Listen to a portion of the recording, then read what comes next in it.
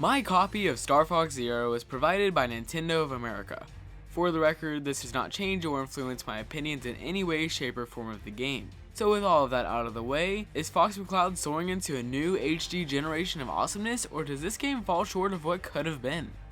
Let's do a barrel roll and dive right in to Star Fox Zero for the Nintendo Wii U. NintendoNewsByMii. Star Fox has had a rocky history.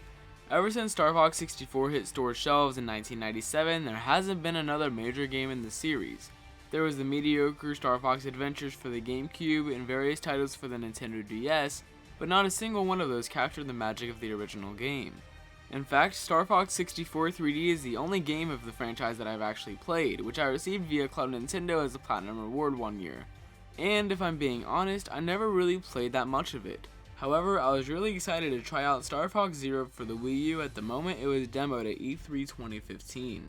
It looked refreshing to me, and it seemed a bit more different than what I had experienced in the couple of hours of playtime I got on Star Fox 64 3D. So, how is it? Star Fox Zero is the first game in the franchise I've actually given a fair shot. It feels extremely linear, with most of the game consisting of fighting your way through a level without dying. That's almost all the game has to offer, but the simplicity isn't a bad thing.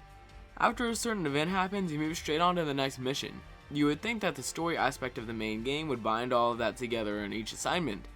While it's true that the story progresses bit by bit as you play, the entire storyline is basically already set in stone. To make it simple, Fox McCloud is the leader of an elite fighter squadron known as Star Fox. The group was initiated by his father, James. James was sent away with his BFF, Peppy Hare, and their quote-unquote honorless slimeball friend at the time, Pigma, to a planet far, far away to investigate peculiar activities taking place. And as the story goes, he never returned. Without going further in depth about the main story for the sake of spoilers, things happen. And now it's up to Fox McCloud, Falco Lombardi, Peppy Hare, and Slippy Toad to save the world, just like any other video game. That's not to say it's boring by any means, because the story is great for what it is.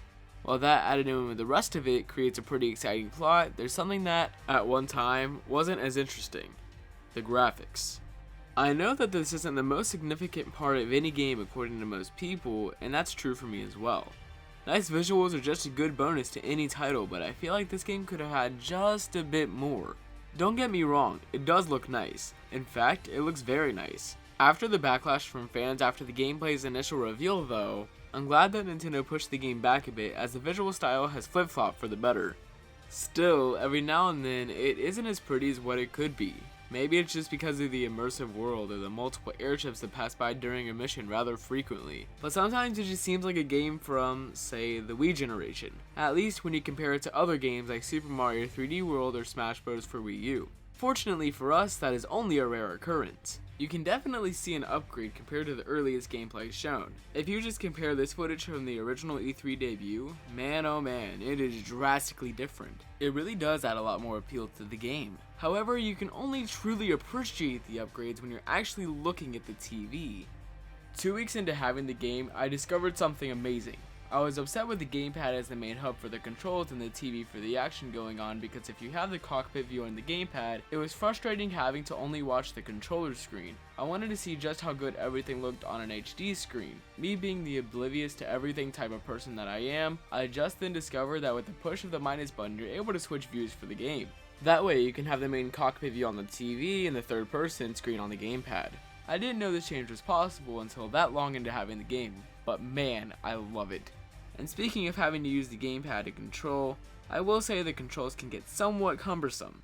At least that's how I felt right as I started playing the game. When you boot up Star Fox Zero, you have the opening splash screen, the Fox animation, which looks very nice by the way, and then you'll eventually arrive at a training session with Peppy Hare. This is where you learn about how to fly your R-Wing along with other general aspects of your aircraft. I will say now that the controls are obviously not going to be for everybody. I had a lot of trouble learning them. Going through the tutorial in the beginning was no problem.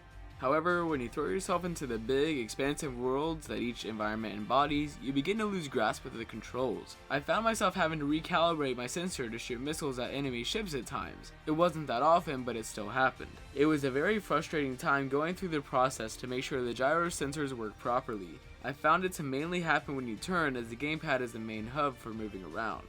However, alternate controls are also present. You can have it set to either gyro sensors or using the analog sticks. I personally prefer to use the analog sticks because gyro sensors have never really been a thing I've been 100% okay with. At times it is nice to look everywhere quickly and efficiently, but the analog sticks seem to be a better fit if you're just looking to destroy foes directly ahead of you. If you're in a boss fight or some very open area that uses every inch of the surroundings, that is when I prefer the gyro controls, at least with this game. They were easily adaptable though after I switched to the analog controls. It was just a simple preference that I think the gameplay needs every once in a while. But there are also times when you need to learn about exactly what you're driving or piloting and how to use it. That would be where training mode comes into play. When you're there, you can play through a world made of different platforms with each vehicle. It's a pretty simple way to learn the basics of what you're driving. I'm honestly glad this thing exists because it actually did help me out quite a bit. In single player, my experience was only with the Wii U gamepad, as you need the screen to aim and shoot down enemies and things of that nature. However, there's also a co-op multiplayer mode available, and it's rather simple to get to, because all that needs done is selecting a level and then choosing co-op play. While you play in multiplayer, whoever joins you can also either use a Wii Remote nunchuck or a Wii U Pro Controller.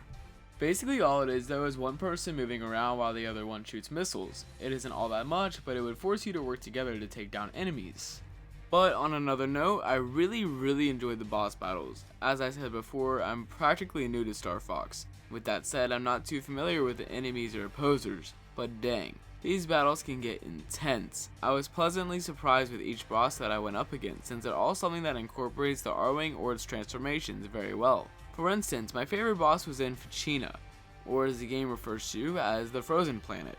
Basically, it's just you destroying a bunch of super tall four-legged robotic spider things. But of course there's also the mothership, who's a lot bigger than the other ones, and it actually makes use of the transformations you can get from your vehicle. Every boss fight is intense, and each one is profoundly unique. They don't feel redundant at all, and they're placed very well within each level. They're scattered just enough for you to feel like you're progressing through the game at a nice pace, which I really do admire. I don't like the game or the bosses just because they're unique though. I found myself legitimately raging because I kept getting shot down by foes in certain levels, and man, it is weird to get upset at a game for that. I know I sound stupid, but I haven't felt this kind of anger towards a game since Smash Bros. Or Splatoon, and I absolutely adore it. Even though it was a rare occurrence, there's that feeling of anxiety I get whenever I'm close to beating a level and close to dying at the same time. I honestly really miss the games that make me feel that way. It's a challenge at times, and I really do love that. I was pretty happy that I was doing well for the most part of the game, but then I realized how invincibility mode is incorporated. In the Planet of Fortuna, I might have died one too many times because I think the game just decided there was no way I was going to win without being invincible. Thanks for having faith in me, Fox. Anyway, using this ability allows you to still shoot at enemies and foes, and when you take hits, all that occurs is the event of your vehicle shaking. At the end of the mission, your score isn't recorded though. That's fair enough, but ugh. I'm a rookie, okay? I used it once, but that's what I said about the challenge aspect of the game. As somebody practically new to the franchise, I'm glad that I needed it. Of course, I'm still gonna go back through and beat these evil birds without being indestructible at some point though. I knew there was an invincibility mode somewhere, but I couldn't figure out how to get to it, and as I was recording footage, I stumbled across it. But that's what I get for being bad at shooter games. And, of course, Amiibo. You can never go wrong with Amiibo. Upon receiving Star Fox Zero, I wasn't actually sure what each one did. I discovered very quickly that most Smash Bros. Amiibo, Splatoon Amiibo, and other lines do not work. However, the Fox and Falco Amiibo do work with it. Crazy, right? In fact, I actually really like the things you get from scanning them too. For example, if you scan Falco's Amiibo, you're able to pilot a black and red R-Wing, and may I say, it looks amazing. Scanning Fox's Amiibo swaps out your current default R-Wing for the classic one from the NES. Let me just say that I really love that. It's an amazing throwback that I think a lot of people will enjoy if they play the original. With all of this said, there's one thing about Star Fox Zero that I wish was just a little bit different. The length of the game. Literally in just over 7.5 hours of playtime, I arrived at the final boss. Despite it being a substantial improvement over the 3 hours or so from Star Fox 64's main campaign, I found myself wishing for more content. With a $60 price tag, you would think there would be more worlds to explore, or more bosses to fight. While the graphics do fall short every now and then, and it could be a little bit more extensive, I really enjoyed myself with Star Fox Zero. I think we all had our doubts going into the game, but I came out pleasantly surprised by the variety of levels and the fantastic gameplay.